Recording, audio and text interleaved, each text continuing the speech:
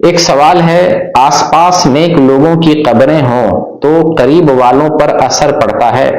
یعنی ایک آدمی کو ایسی جگہ دفن کیا جائے یہاں پر نیک لوگ ہوں، یا نیک لوگوں کے بیچ میں ایک آدمی کی قبر ہے، تو کیا اس کو بھی فائدہ ملتا ہے نیک لوگوں کے پڑوس میں رہنے کی وجہ سے؟ اس کا جواب یہ ہے، اس میں پہلی بات یہ سمجھنا ہے کہ ایک مسلمان کو مسلمان کے قبرستان ہی میں دفن کرنا ہے، غیر مسلم کے قبرستان میں یا کافروں کے قبرستان میں مسلمان میت کو دفن نہیں کرنا۔ دوسری چیز یہ ہے کہ ہمارے اسلاف سے اور اسلاف میں یہ بات پائی جاتی ہے، بہت سارے نیک لوگ اور اچھے لوگ یہ چاہتے ہیں کہ ہماری قبر اچھے لوگوں کے درمیان رہے۔ بہت سارے لوگ، اس کی بہت ساری مثالیں ہیں، اس کی بہت ساری مثالیں۔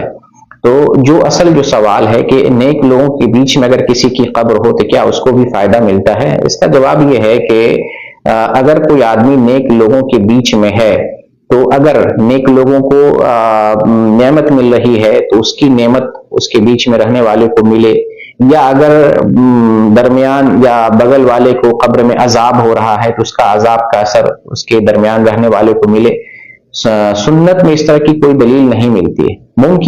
ممکن ہے نیک لوگوں کا اثر بغل میں رہنے والے قبر والے کو بھی اثر ملے، ممکن ہے، یا عذاب ہو رہا ہو اس کے عذاب کا اثر جو ہے اس کے درمیان رہنے والے کو ہو، ممکن ہے، کہا ممکن کہہ سکتے، لیکن قرآن و حدیث میں صریح اس کی کوئی دلیل نہیں ملتی ہے۔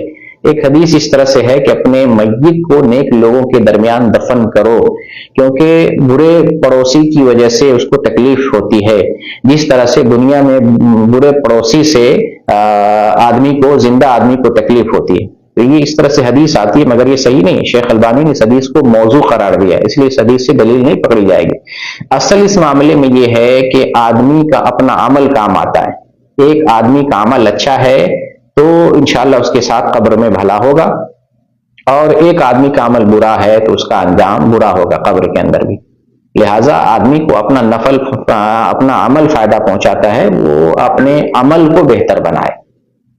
تاہم اس چیز کی جو ہے فکر کرتا ہے کہ اس کی قبر نیک لوگوں کے درمیان ہو، تو یہ اچھی چیز میں کوئی حرج نہیں۔ کوئی آدمی یہ چاہے کہ میری قبر نیک لوگوں کے درمیان ہو، اچھے لوگوں کے درمیان ہو، اس میں کوئی حرج نہیں، اور یہ اچھی چیز ہے، یہ اسلاف میں اس طرح کی بات ملتی ہے۔